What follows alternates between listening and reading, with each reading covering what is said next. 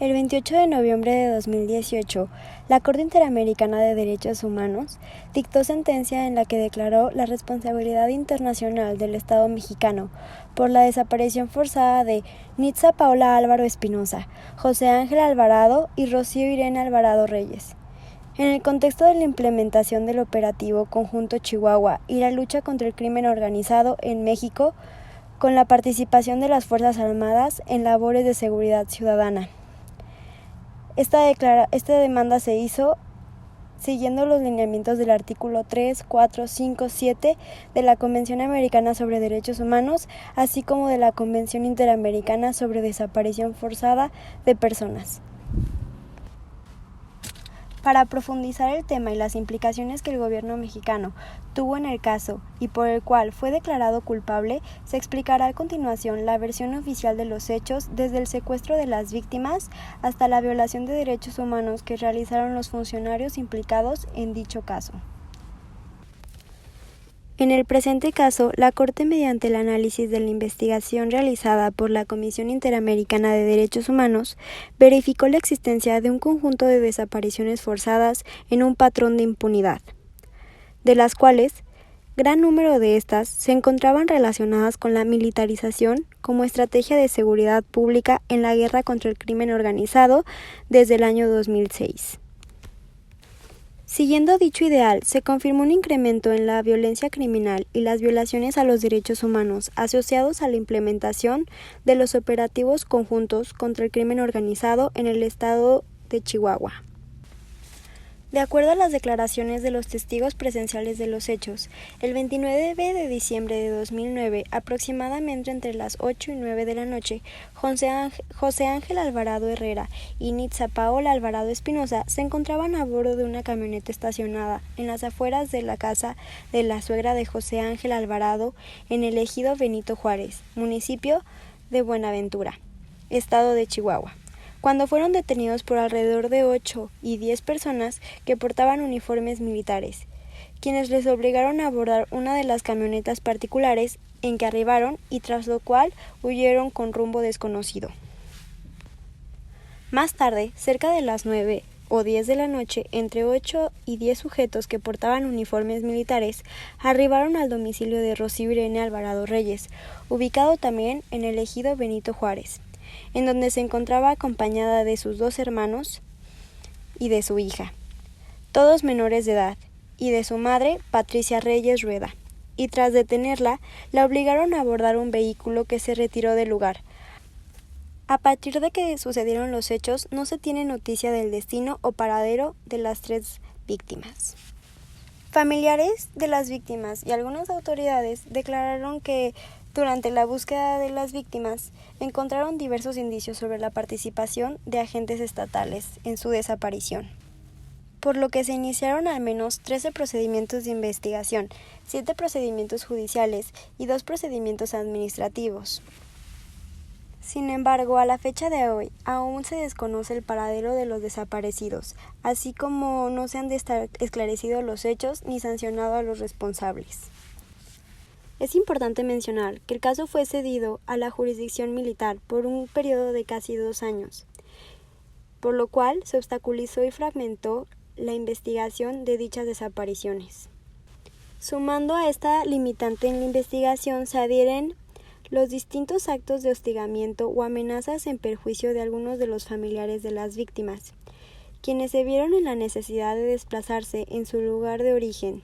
Todo ello en el marco de protección de medidas provisionales adoptadas por la Corte Interamericana de Derechos Humanos desde el año 2010.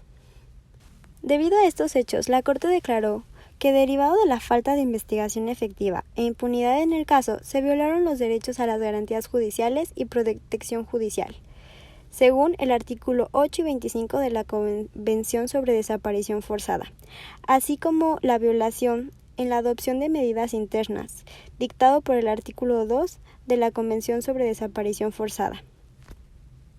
Asimismo, respecto a las distintas afectaciones a los familiares con motivo de desaparición, las amenazas y el desplazamiento forzado, se declaró la vulneración a sus derechos a la integridad personal, según el artículo 5 de la Convención de desaparición forzada. De igual forma, se dictó la violación a la circulación y de residencia a los familiares, dictado por el artículo 22 de la Convención sobre Desaparición Forzada. Y por último, pero no menos importante, a la protección de la familia, dictado por el artículo 17 de la Convención sobre Desaparición Forzada. En respuesta a las demandas de la Corte Interamericana de Derechos Humanos, en cuanto al tema de desaparición forzada, por el asunto Alvarado Reyes respecto a México, desde el 2010, el Estado reconoció su responsabilidad internacional por la violación de los artículos 2, 8 y 25 de la Convención Americana, en cuanto a la falta de legislación en materia de desaparición forzada al momento de los hechos, y el sometimiento del fuero militar de las investigaciones de los mismos. De igual forma, y de suma importancia, reconoció la inefectividad de la ley del amparo en cuanto a la desaparición forzada al momento de los hechos. Por lo tanto, considero que la problemática en este caso se describe desde los inicios de nuestro Estado-nación y de la fuerza que ha tenido la milicia en las cuestiones civiles y políticas del país. En este sentido, la problemática emana desde hace ya varios años, pero se profundiza al incorporar la lucha contra el crimen organizado en 2006 y propiciar el poderío de las Fuerzas Armadas de nuestro país, llámese militares o policías. Debido a esto, se incorpora un claro abuso del poder y violación de derechos humanos al no solo permitir tortura, desaparición forzada y abuso físico en contra de civiles por parte de las autoridades del cuerpo armado, sino que también por proteger sus mismas acciones al esconder evidencia e imposibilitar el caso con desaparición de la evidencia que inculpa a los responsables de las mismas violaciones de derechos humanos. En este sentido, la Corte como los ciudadanos nos enfrentamos a un sistema corruptor que propicia su alcance y al cual ninguna autoridad calificada en los tribunales internos del Estado mexicano parece detener. Este abuso de poder y violación de derechos humanos se excusa con lo que parece ser justicia y seguridad nacional para el pueblo mexicano, pero en realidad es un claro sometimiento y dominación en contra de los civiles. Por lo tanto, se denota el abuso de poder de las Fuerzas Armadas del país tras la justificación de que solo hacían su deber en la lucha contra el crimen organizado, situación por la cual detuvieron y nunca más regresaron a los desaparecidos. Debido a esto, y como regla general, la Corte reafirmó que el mantenimiento del orden público interno y la seguridad ciudadana deben de estar primariamente reservados a los cuerpos policiales civiles. Además, dejó las restricciones de cuando excepcionalmente se intervenga en tareas de seguridad, la participación de las Fuerzas Armadas debe de ser extraordinaria, es decir, solo cuando se requiera, subordinaria y complementaria, es decir, cuando el cuerpo civil requiera de su ayuda, regulada, es decir, con un ordenamiento legal y protocolos que justifiquen la Fuerza Armada, y fiscalizada por órganos civiles competentes. De igual forma, la Corte reiteró la labor del Estado para brindar recursos sencillos y expeditos para denunciar la violación de los derechos humanos, así como de tales denuncias que deben ser ventiladas ante la jurisdicción ordinaria y no militar, las cuales deberán ser efectivamente investigadas y en su caso deberán ser sancionadas a los responsables. De igual forma, la Corte dictó que las garantías judiciales y protección judicial no se cumplió por parte del Estado, ya que el Estado no actuó con debida diligencia dentro de las primeras horas y días luego de las denuncias de la desaparición, dejando perder horas valiosas para la resolución de la misma investigación. De igual forma, se denota la situación de impunidad, ya que el Estado no realizó la investigación seria, imparcial y efectiva, además de exhaustiva, por lo que casi 9 años después de las desapariciones no ha sido procesada ni sentenciada la persona o personas inculpadas. Finalmente, la Corte atiende a la violación de la integridad personal de los familiares de los desaparecidos, ya que se reconoció su sufrimiento de conformidad con la presunción iurus tantum aplicables exclusivamente a los familiares directos, por lo cual afirmó que el Estado mexicano no garantizó el derecho a la integridad personal derivado de las amenazas recibidas en perjuicio de José Ángel Alvarado Favela y Jaime Alvarado Herrera, así como de sus respectivos grupos familiares.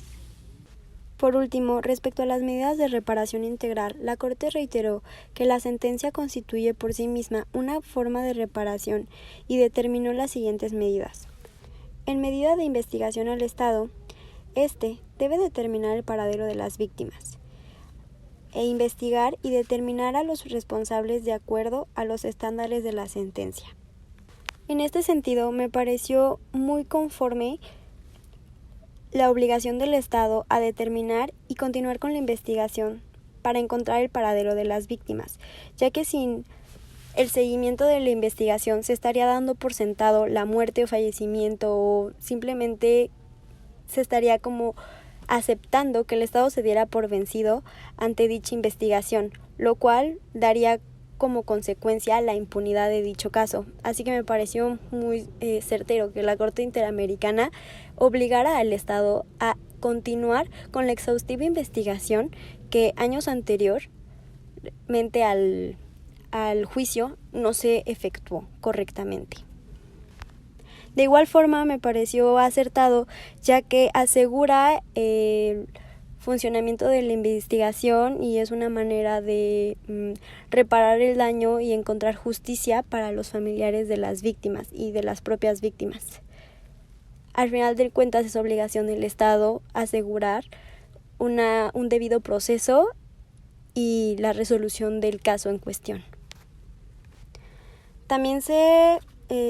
obtuvo la medida de rehabilitación en la que el Estado